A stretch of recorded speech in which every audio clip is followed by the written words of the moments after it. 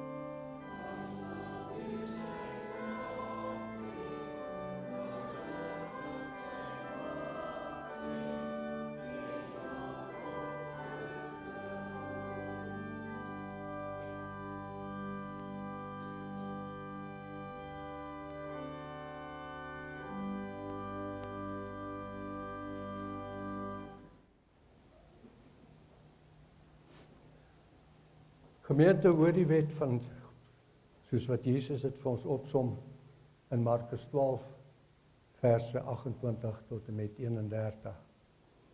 Een van die skrifgeleerdes het hulle hoor redeneer en het nader gestaan.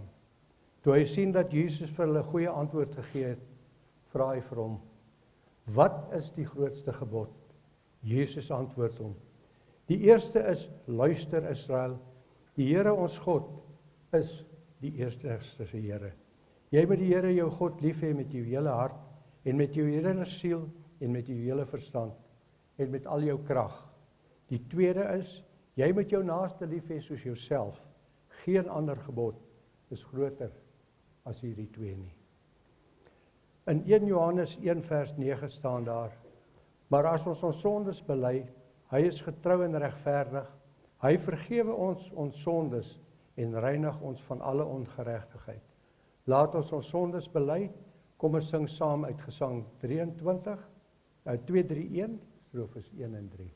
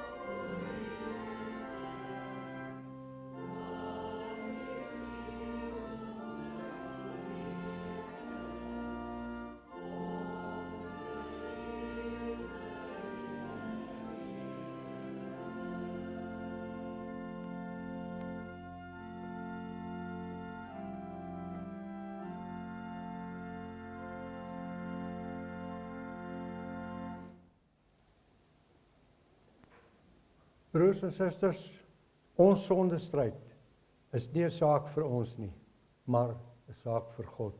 Dit is hy wat ons lei deur sy woord en gees en ons red deur sy genade.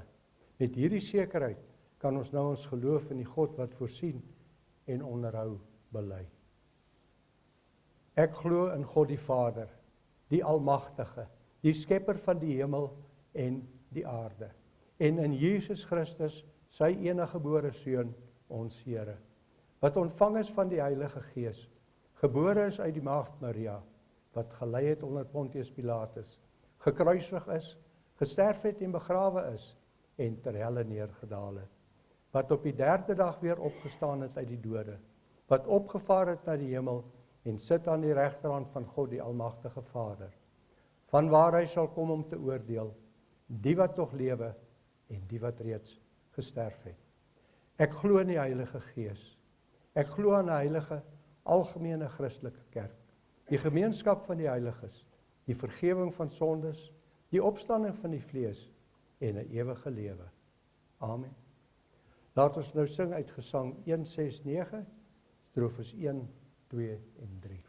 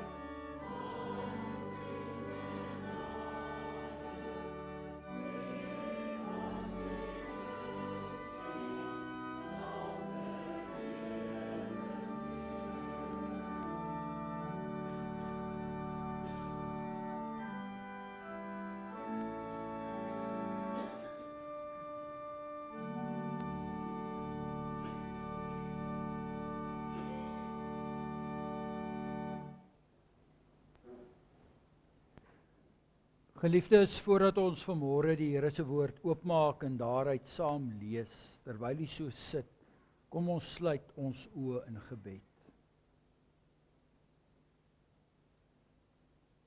Ons Vader wat in die hemel is, ons Vader wat deur sy Gees in ons midde teenwoordig is. Ons Vader wat ter wille van ons sonde aan die kruis gesterf het, maar ter wille van ons ook die dood oorwin het. Ons dank U, dat ons U kan bely as die drie-enige God, die skepper van hemel en aarde. En ons dank U, Heer, dat U daardie kloof tussen hemel en aarde kom oorbrug het. Ons dank U, dat ons daardie oomblik op 'n dag soos hierdie kan vier. So bid en pleit ons, dat U ook in hierdie dag tot ons elkeen sal spreek vanuit U waarheidswoord.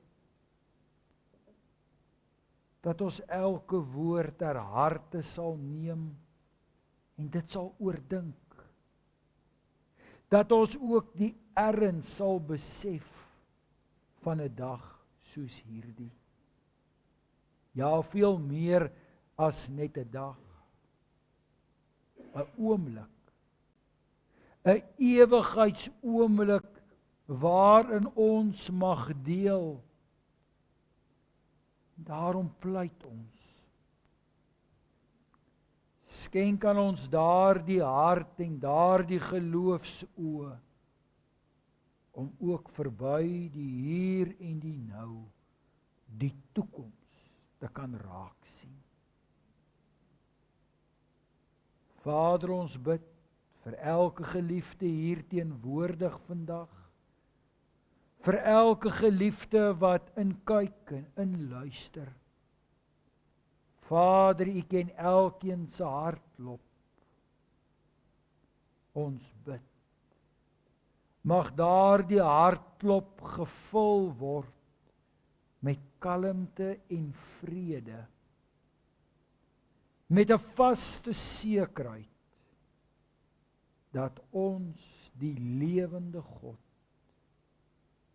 kan dien. Dat die lewende God ons ken en oneindig vir ons lief is. Vader, ons bid dit in die naam van ons opgestane Heer, Jesus Christus. Amen. Geliefdes, ons lees vandag saam uit die Evangelie volgens Lukas. En ons gaan die laaste paar verse van hierdie Evangelie saam lees. Daar vanaf vers 50, daaruit Lukas hoofstuk 24.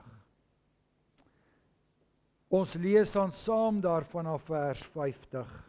Die opskrif van hierdie gedeelte is Jesus se hemelvaart. Daarna het Jesus hulle uit die stad gelei tot by Betanië. Hy het sy hande opgehef en hulle geseën. Terwyl hy hulle seën, het hy van hulle af weggegaan en is in die hemel opgeneem. Hulle het hom aanbid en met groot blydskap na Jerusalem teruggekeer. En hulle het God voortdurend in die tempelterrein bly prys. Geliefdes, tot sover ons skriflesing. Gelukkig is elkeen wat die woord van God hoor, dit glo en ook daar volgens leef. Geliefdes, ons gaan nou weer saam sing, daaruit gesang 4-2-1 en ons sing daar saam strofes 1, 2 en 3.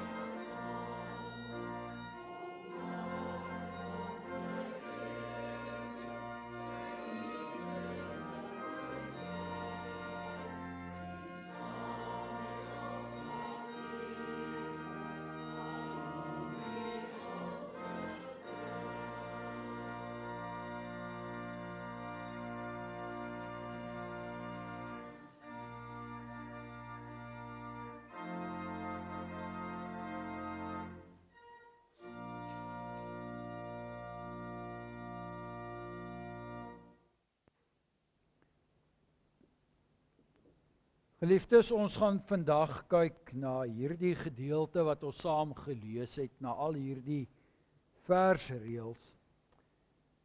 Maar iemand skryf by geleentheid so mooi hoe ons die Christus gebeure kan verstaan en moet verstaan.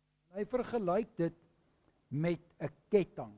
Nou ons wat in Suid-Afrika woon, weet wat 'n ketting is. Ons weet dat 'n ketting ook bestaan uit bepaalde skakels en as daardie skakels sou breek, daardie ketting eintlik in 2 dele sou breek of in 2 dele sou verval. En dis 'n baie effektiewe beeld of metafoor om die Christus gebeure mee te verduidelik. So kan ons byvoorbeeld die aankondiging of die belofte, die verwagting van Jesus Christus se koms, die Messias se koms na hierdie wêreld beskou as 'n baie belangrike skakel in die Christus gebeure. Sonder daardie skakel sou daar geen afwagting wees nie. Geen blydskap met die geboorte wat die tweede skakel van die Christus gebeure is. En ons lees daarvan in die evangelies. Nie net die menslike blydskap nie, maar in die besonder die hemelse blydskap met die aankondiging van Jesus se geboorte, se koms. Nog 'n belangrike skakel is natuurlik die Here Jesus se werk, sy prediking, dit wat hy kom doen het, dit wat hy kom leef het. 'n Baie belangrike skakel. Maar dan ook die skakel van Jesus se lyding, die skakel van sy kruisiging en opstanding wat ook 'n belangrike skakel is. Maar dan geliefdes, daardie skakel van die hemelvaart en die verheerliking van Jesus Christus is baie kere 'n skakel wat verlore raak. 'n Skakel waarop daar nie ag geslaan word nie. Maar dis juis daardie skakel wat die verbintenis maak tussen hemel en aarde. As ons daardie 2 skakels mis, dan val hierdie ketting in 'n sekere sin op die grond.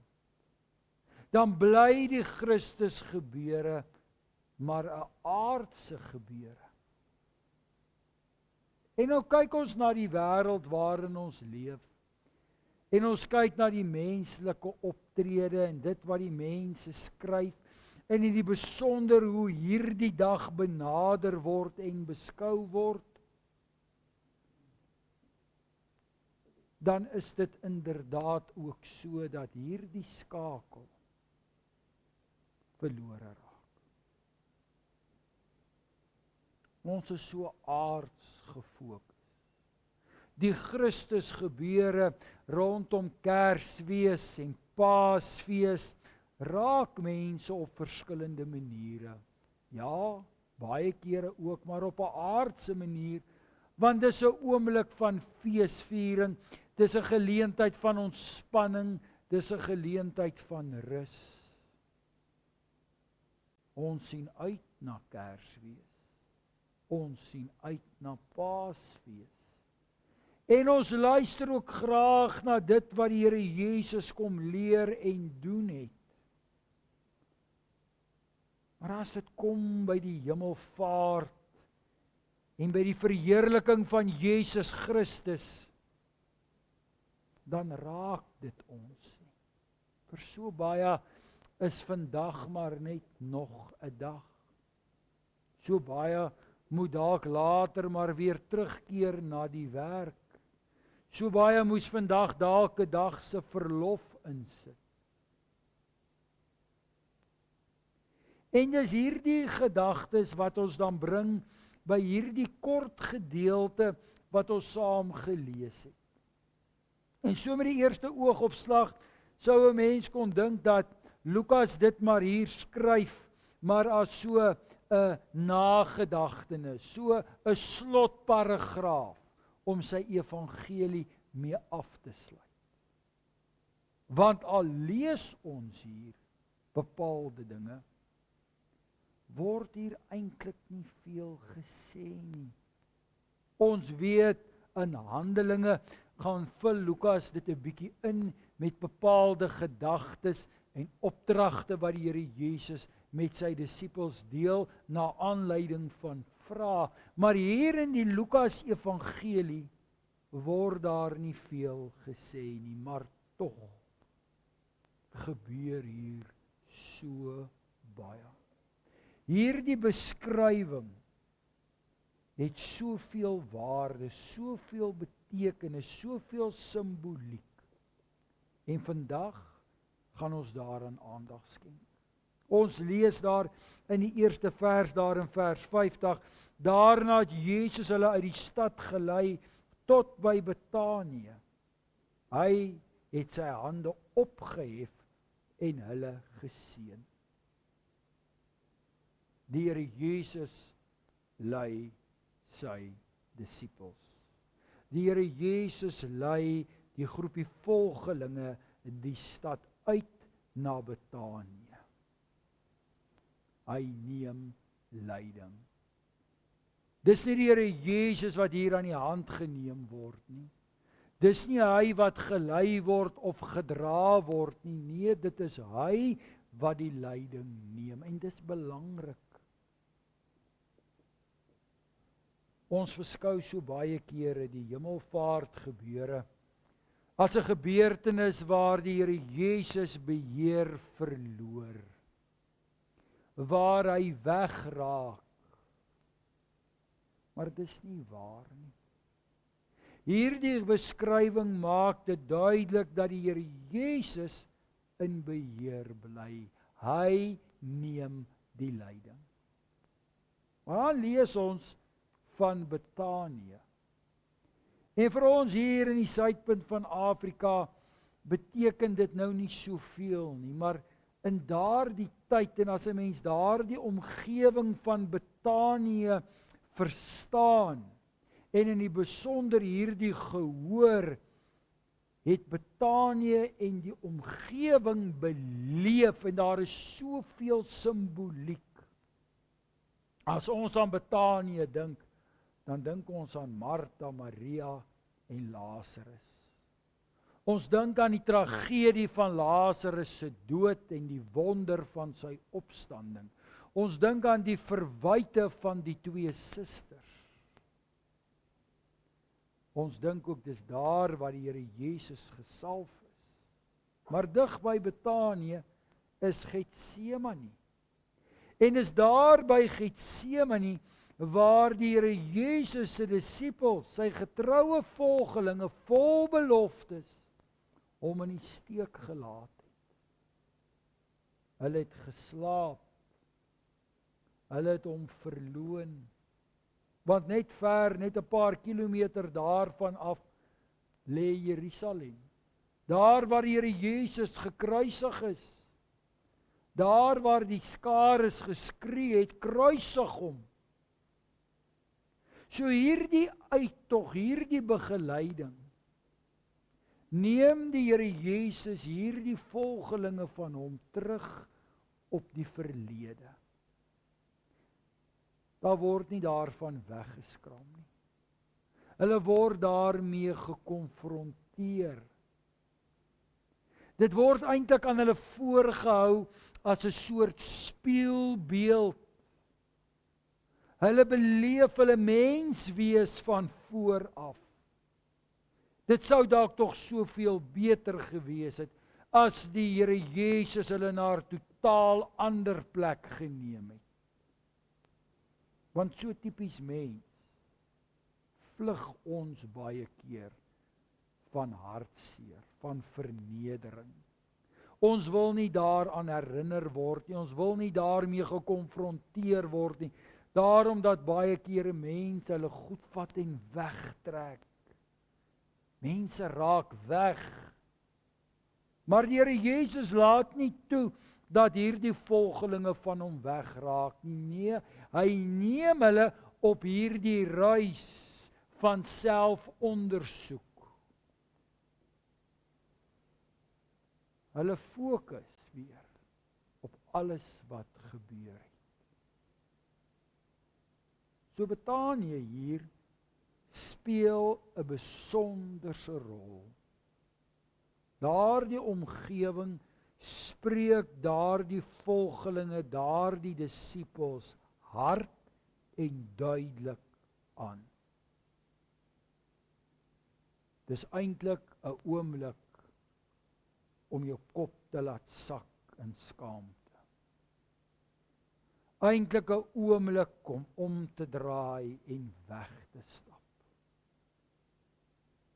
Maar dan lees ons die merkwaardige, waar die Here Jesus sy hande ophef en hulle seën.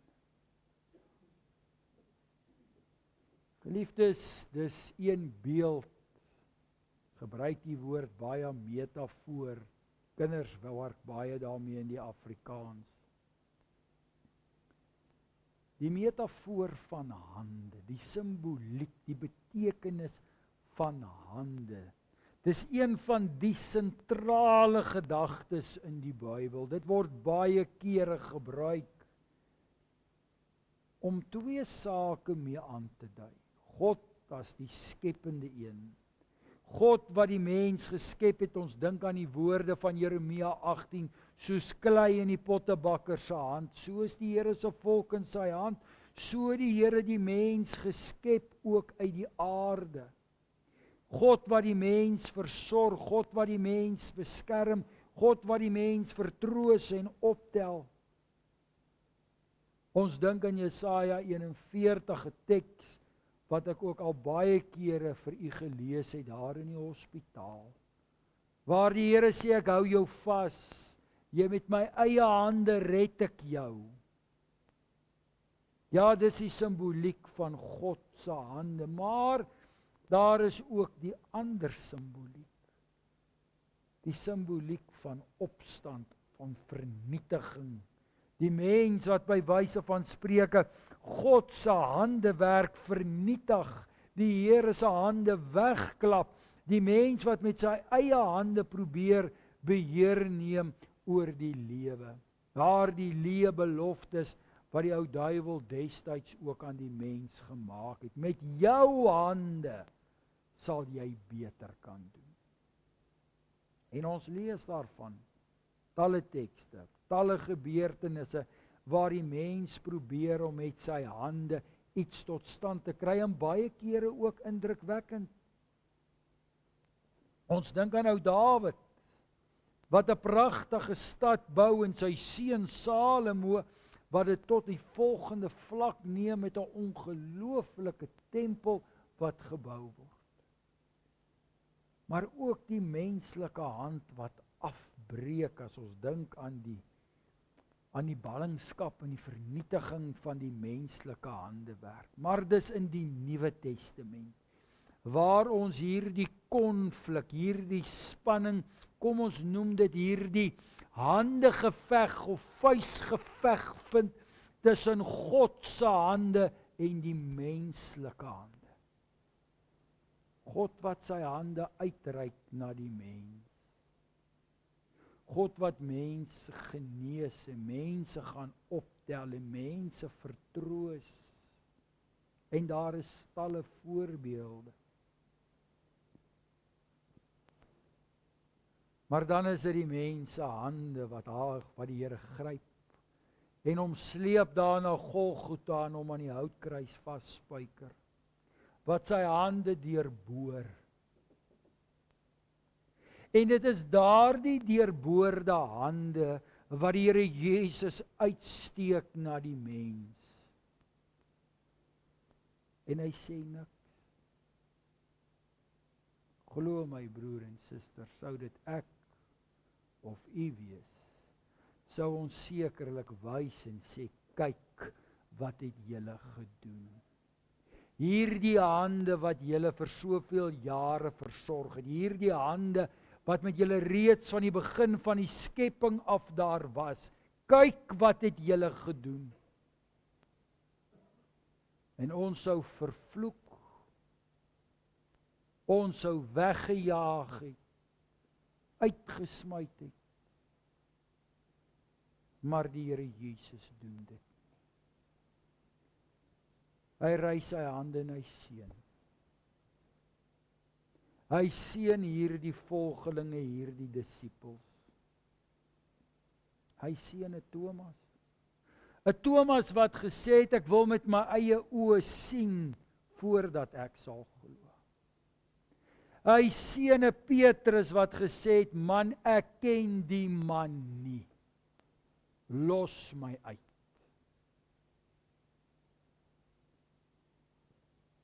Hy seën 'n Matteus, 'n leefie wat 'n tollenaar was, wat mense se geld gevat het, dit gesteel het.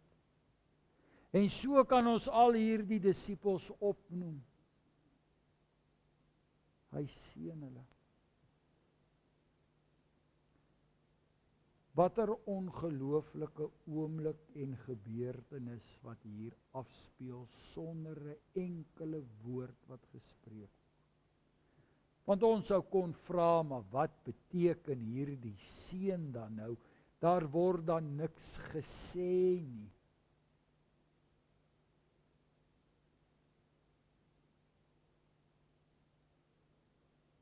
In woorde dalk nie, maar 'n betekenis soveel meer.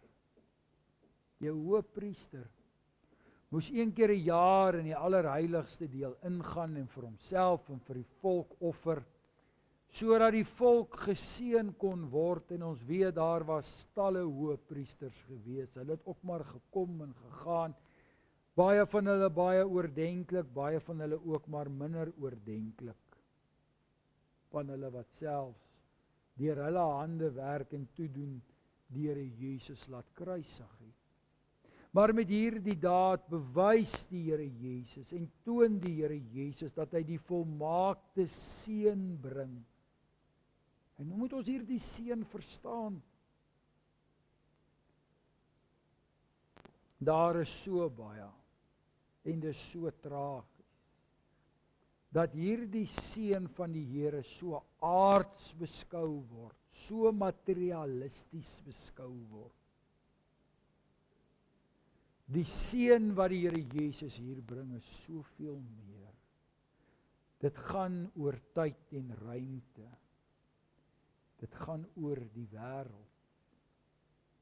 Dit deurbreek die ewigheid. Daardie seën, daardie hande wat geopen is, verwelkom die mens weer terug in die teenwoordigheid van God. Want dit was die mens se hand, nie God se hand nie, maar die mens se hand wat die paradys, die tuin van Eden gesluit het. Want u sien, die teenwoordigheid van God, die handewerk van God, was vir die mens nie meer goed genoeg nie. En laat ons eerlik wees, kyk ons so na die wêreld, is die mens vandag maar nog oor die algemeen nie baie tevrede met die handewerk van God nie. So baie glo hulle kan beter. Maar dis die Here Jesus wat weer die mens toegang gee tot die teenwoordigheid van God. En dan lees ons daar verder ook, terwyl hy hulle seën, het hy van hulle af weggegaan en is in die hemel opgeneem. Ons verstaan so baie kere hierdie heen gaan of hemelvaart as 'n gedagte van vertrek, van verhuising, van verlating, van weggaan. 'n Mens kan ook hierdie Griekse teks of hierdie gedagte vertaal eintlik met die begrip van voortgaan of deurbreek of deurbraak. In die hand van die oorspronklike beeld vanmôre is hierdie skakel wat gebring word aan die skakel van die Here Jesus se aardse lewe. Daardie ketting, daardie skakel tussen hemel en aarde. Dis nie die Here Jesus wat weggaan nie. Dis hierdie voortgaan. Dis hierdie deurbraak van die aarde na die hemel. En die ongelooflike, die onverstaanbare is dat die Here ons deel maak daarvan. En dan lees ons dat hierdie volgelinge, hierdie disippels het hom aanbid en met groot blydskap na Jerusalem teruggekeer. Hulle het die Here voortdurend geprys. Waarom? Dit was nie 'n oomblik van afskeid, 'n oomblik van afsluiting nie. Nee. Hulle besef, dis die voltooiing van die belofte van God. Daar is soveel tekste in die Bybel wat daarna verwys. Die Here Jesus self het soveel keer gesê, ek is nog net 'n rukkie by julle, dan is ek nie meer by julle nie, maar ek gaan om vir julle plek gereed te maak. Ons ken dit, is so bekend daar uit die Johannes Evangelie, en daar is talle ander tekste wat daar dieselfde gedagte deel. Maar hulle weet ook die Here Jesus gaan nie die hemel in om te rus nie. Hy los hulle nie alleen nie, nee. Dis soos ou Martin Luther gesê het, met die hemelvaart het die Here Jesus naby aan ons gekom, is die Here Jesus nader aan ons as wat hy ooit voorheen was, want hy sê ek stuur die ander voorspraak, die Heilige Gees. Hierdie disippels, hierdie apostels besef, maar daar is nou in die hemel 'n voorspraak, 'n middelaar, iemand wat intree en vir hulle bid. Hierdie disippels besef, buite hierdie vaart, buite hierdie gebeure rondom die wolk, lê daar iets groter. Veel groters as dit wat hulle geken het en waaraan hulle blootgestel was. En hulle mag daarin deel. En hulle mag die Here Jesus neem op sy belofte, want dit wat die Here Jesus beloof het, het hy nagekom. En daarom dat hulle in hierdie vreugde kan deel, en soos ons lees in Handelinge, uitgaan en dit gaan deel met ander. Hierdie hemel voortgaan, hierdie hemelgebeurtenis, gee vir die mens, gee vir die kerk 'n nuwe perspektief. Want ons moet dan ook hier lees, daarna die Here Jesus hulle uit die stad gelei. Kyk na die Grieks, daar word spesifiek verwys na hulle. Wie die hele almal presies was, weet ons nie.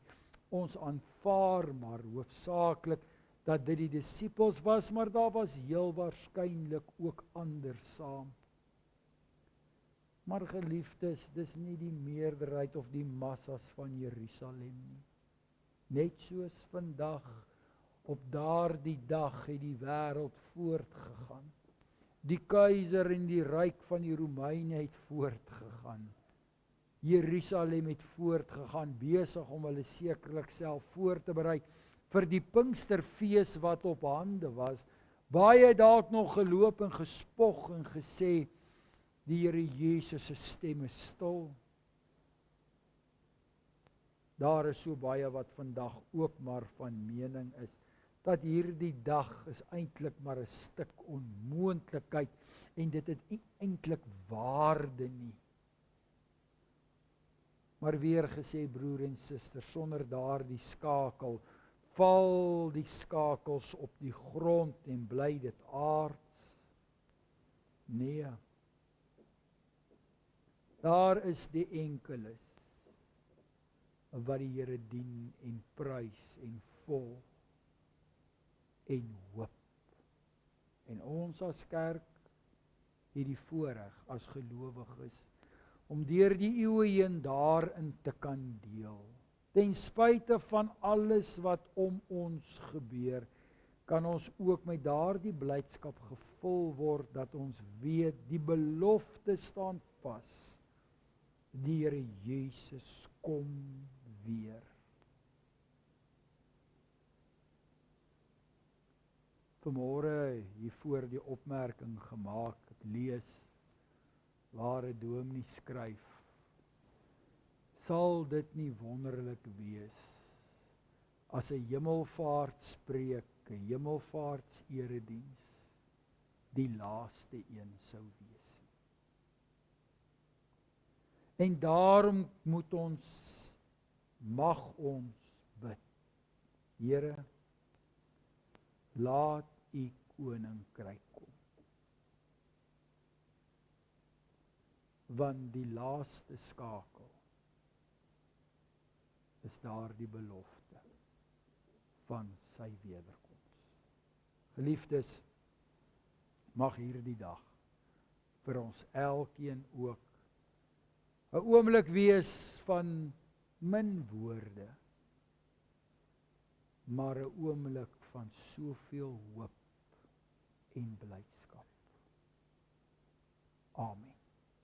Liefdes, ons sluit hierdie diens af deur saam te sing uit Gesang 266, die baie bekende Onse Vader. Ons sing dit staande en biddende, en na die uitspreek van die seëngroet sluit ons dan af met Gesang 314, die Amen. Baie dankie, dokter.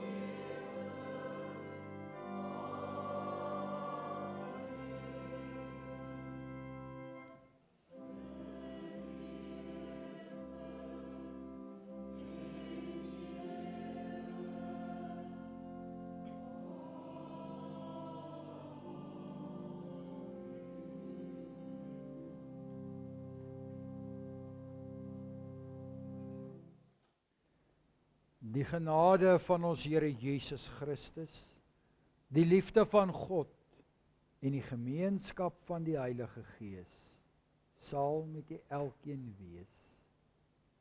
Amen.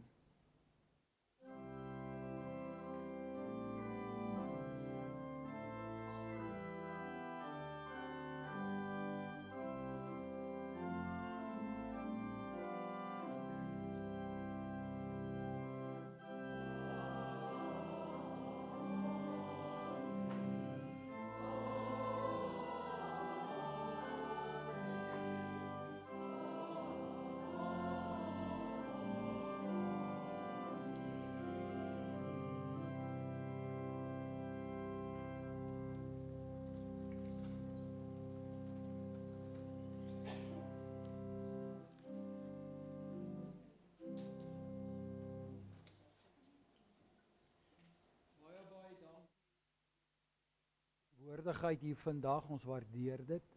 Daar is verversing, soos dit ook in die gebruik van ons as hervormers is daar kos in oorvloed.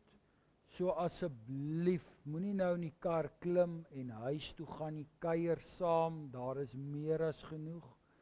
En dankie ook vir Tannie Mariana, Mariet met die opname en die regstel, en dankie ook vir Dr. De Plooy vir die speel van die orgel, ons waardeer dit. En mag dit vir elkeen van u 'n geseënde Hemelvaartsdag wees, en die van u wat van ver af gekom het, mag u ook asseblief veilig terugkeer na u bestemmings. Maar kom ons kuier nog 'n bietjie lekker saam. Baie, baie dankie.